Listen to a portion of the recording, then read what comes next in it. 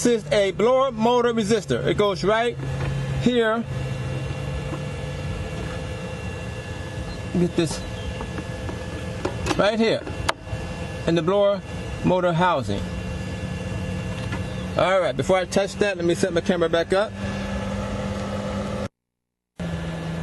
Virtually to troubleshooting my AC system on my Ford truck at one time. I turned my controls on and no air, no nothing, no movement, no fan, no blower motor, nothing turning. I began to troubleshoot and disassemble it, checking the wires behind the controls, nothing. So eventually I went to the junkyard and got a whole nother part. I went and got some more controls that match my truck. I installed it, nothing. No blower, no power, no nothing. I remember watching a YouTube video, and there was something that was called a blower motor resistor.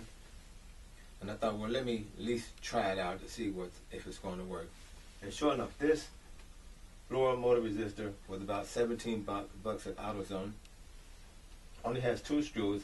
All I needed was a Phillips head screwdriver to install it. I unscrewed the old one, and I had to disconnect some cables, a harness. Screwed it back in, put the harness back, started my engine, turned the controls. Air came on code.